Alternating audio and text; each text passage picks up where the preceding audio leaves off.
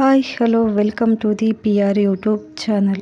ನಿನ್ನೆ ನೈಟ್ ಅಕ್ಕ ಕಾಲ್ ಮಾಡಿಬಿಟ್ಟು ಇನ್ನೊಂದು 2 ಡೇಸಲ್ಲೇ ವೈಶು ಸ್ಕೂಲ್ ಸ್ಟಾರ್ಟ್ ಆಗುತ್ತೆ ಕರ್ಕೊಂಬಾ ಅಂತ ಅಂದ್ಲು. ಓಕೆ ಅಂತ ಹೇಳ್ಬಿಟ್ಟು ನಾವು ಬೆಳಗ್ಗೆನೇ ಬೇಗ ಎದ್ಬಿಟ್ಟು ಎಲ್ಲ ಕೆಲಸ ಮುಗಿಸ್ಕೊಂಡು ನಾವು ರೆಡಿಯಾಗಿ ಊರ ಕಡೆ ಹೊರಟ್ವಿ.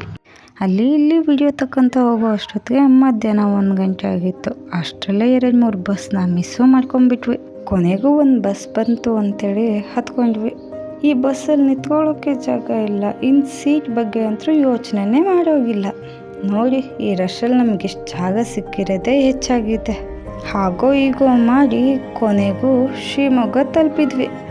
ನಾವಲ್ಲಿದ್ದ ಇನ್ನೊಂದು ಬಸ್ಸಿಗೆ ಹೋಗಬೇಕಾಗಿತ್ತು. ಈ ವಿಡಿಯೋ ಮಾಡೋ ಅಷ್ಟೊತ್ತಿಗೆ ಆ ಬಸ್ಸು ಬಂತು ಅಂತೇಳಿ ಹತ್ಕೊಂಡು ನಾವು ಮನೆ ಕಡೆ ಹೊರಟ್ವಿ. ಮನೆಗೆ ಹೋದ್ಮೇಲೆ ಗೊತ್ತಾಯಿತು ಮನೇಲಿ ಇವತ್ತು ಯಾರೂ ಇರಲಿಲ್ಲ ಅಂತೇಳಿ. ಒಳಗೆ ಹೋದ್ಮೇಲೆ ಗೊತ್ತಾಯಿತು ಅಕ್ಕನ ಮಗ ಮಲ್ಕೊಂಡಿದ್ದ ಅಂತೇಳಿ. ಬಸ್ಸಲ್ಲಿ ನಿಂತ್ಕೊಂಡು ಬಂದಿದ್ದರಿಂದ ತುಂಬ ಕಾಲು ನೋವ್ತಿತ್ತು ಅಂತೇಳಿ ನಾನು ಸ್ವಲ್ಪ ರೆಸ್ಟ್ ಮಾಡಿದೆ. ನನ್ನ ಅಕ್ಕ ಬಂದಳು ಅಂತೇಳಿ ಮಾತಾಡಿಸ್ಬಿಟ್ಟು ಬೆಳಗ್ಗೆ ಬೇಗ ಹೋಗಬೇಕು ಅಂತೇಳಿ ಊಟ ಮಾಡಿ ನಾನು ಮಲ್ಕೊಂಡೆ. ಬೆಳಗ್ಗೆ ಕೆಲಸ ಇರೋ ಕಾರಣ ಬೇಗ ಎದ್ಬಿಟ್ಟು ಊರಿಗೆ ಹೋಗೋಣ ಅಂತ ರೆಡಿ ಆದೆ. ನಾನು ಊರಿಗೆ ಹೊಂಟಿದ್ದು ನೋಡಿ ಅವಳು ತುಂಬ ಬೇಜಾರಲ್ಲಿದ್ಲು. ನಾನು ಊರಿಗೆ ಬರ್ತೀನಿ ಅಂತೇಳಿ ಹಠ ಮಾಡ್ತಾ ಇದ್ಲು.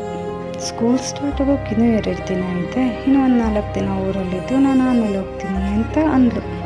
ನನಗದ್ದು ತುಂಬಾ ಕೋಪ ಬಂತು. ಇದೇ ಮಾತನ್ನ ಮನೇಲಿದ್ದಾಗಲೇ ಹೇಳ್ಬೋದಾಗಿತ್ತಲ್ವ.